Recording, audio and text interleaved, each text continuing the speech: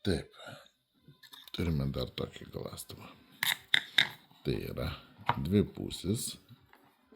Jis yra su dėžutė, laikikliu. Viena pusė 400, kita pusė 1000.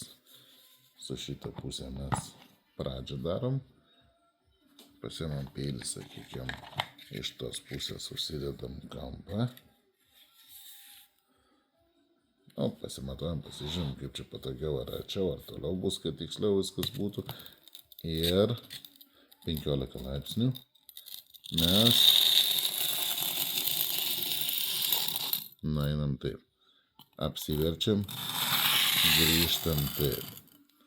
Apsiverčiam, nueinam taip. O šitas galastuvas daro tiek mikro raštą, sakykime, va taip galandai, tai gaunas kryžminis mikro raštas, kurį aš kuriu ant staklių. Aišku, tokio idealumo nepasieksime, bet jaučia visai kitaip ir mikro raštą, ir kampą formuoja. Šis galastuvas kitoks yra.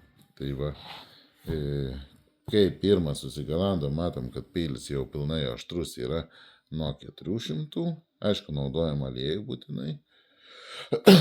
Geriausiai, kas iš pigesnių variantų, Baby Johnson, kas iš rimtų, tai pas manęs va tokie yra japonų aliejai rožių sėklų.